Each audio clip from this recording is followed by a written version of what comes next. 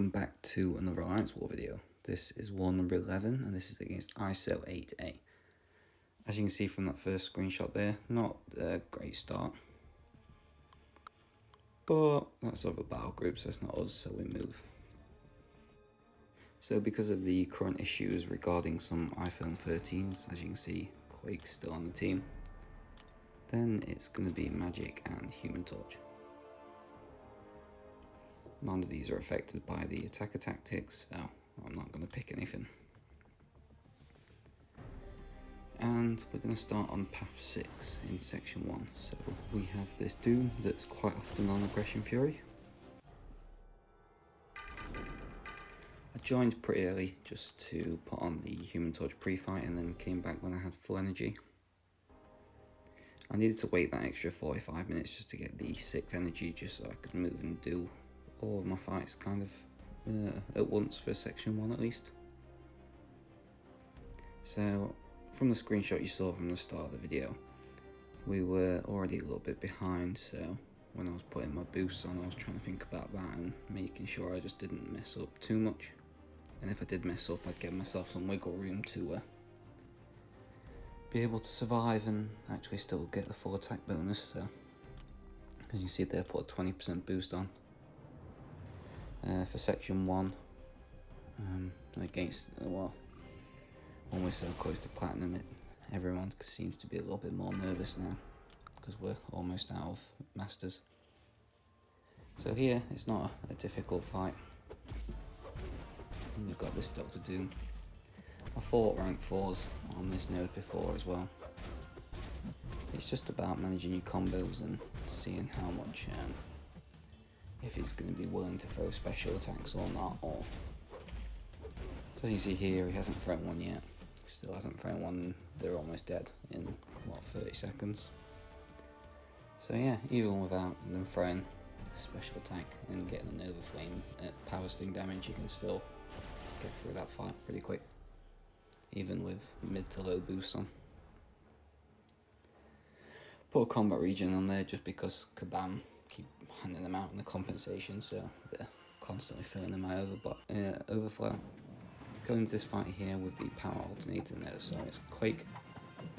Just trying to get this dexterity buff at first to make sure that Longshot doesn't steal it with the Mystic Dispersion and keep funding himself. Once I've got the precision, it's just about pounding a proper Quake fight and not dropping it again. And as you can see there, Longshot's pretty easy after that. Some people choose to Quake and parry heavy with her, but if I can get the dexterity on early enough against Longshot, I'll just do this normal method like that. So I do apologise for all the Quake fights, but it's what I'm assigned, and to be honest it gets around a lot of the awkward champs and node combinations. So here they're on Power Snack. And I decide to kind of channel the fight similar to what I do Spy, so I'll get into the corner. Once I've got the aftershock set of charges on, I'll then trigger the dex to not trigger the power snack and to give Penny Parker here some power. Yeah, this fight goes horribly wrong.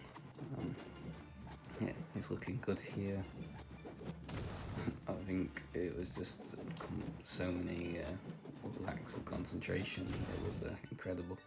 So you can see there, I dropped a 2nd heavy in this fight. The backup recovery gave Penny Parker the health back because she was under the effects of the concussion.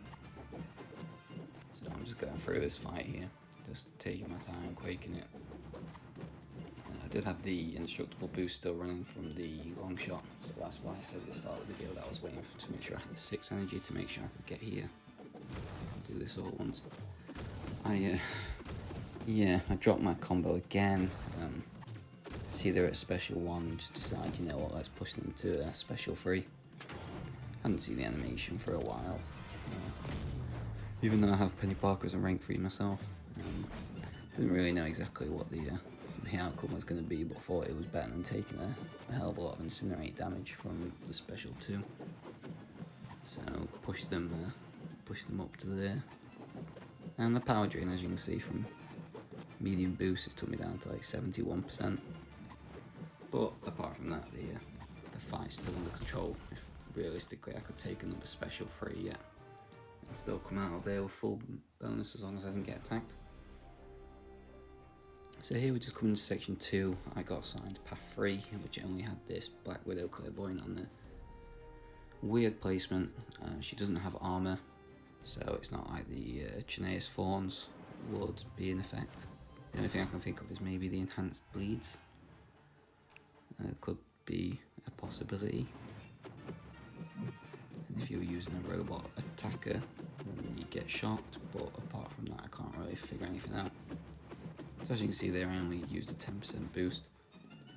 It's a fight that I'm pretty comfortable with. In the old war map on Path 6, when there used to be debuff immune and there used to be all or nothing, I believe it was, I used to have to Quake this Black Widow Clairvoyant quite a lot, so she's a champion that I'm very used to dealing with in her animations.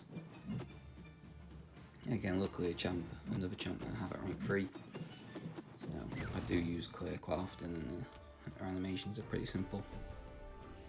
And yeah, just use some energy to explore the rest of this path and move up to this Silver Centaurian.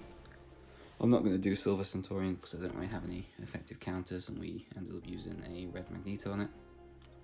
And then my final fight that I was assigned for this war was this Mangog, which is why we brought magic in. I've not really fought Mangog before in terms of on this node.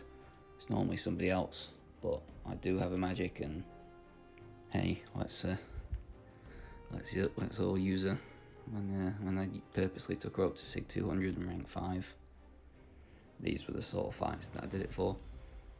We use the advanced power boost just to try and get to the special 2 as quick as possible, because we don't want Mangog throwing one of them. I do have a white Magneto pre-fight on it. To be honest, it helps obviously for the attack rating, but I don't know how much. Mr. Fantastic or something like that may have been better in terms of just slowing down this power gain from Mangog at first. Because even with this, he got very close to special 2. Because you can't throw 5-hit combos, or you shouldn't be throwing 5-hit combos against Mangog. It should only be 4, so medium, light, or medium, light, medium, and end it there, and then you should got like a power back boost like I have here for the Mystics.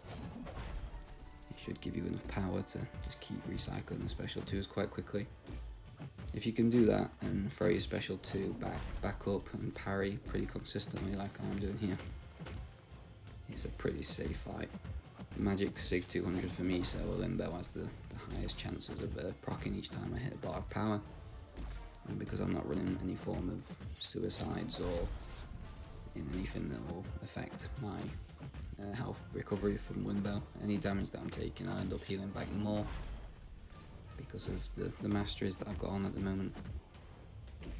So yeah, as you can see there, it's still pretty comfy. I'm taking block damage, and it's a rank 3 against a rank 5, but it doesn't really matter. The power's all being dealt with now.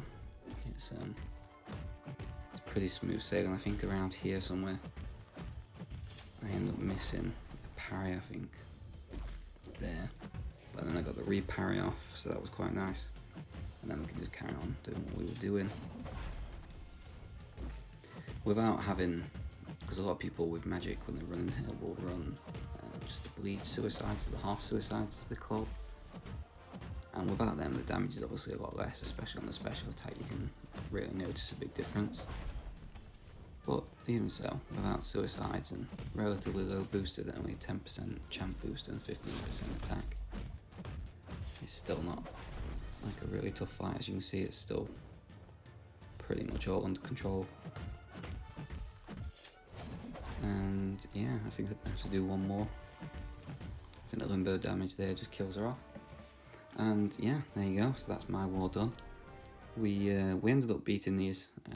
Our battle group went deathless again, so finally we're doing well.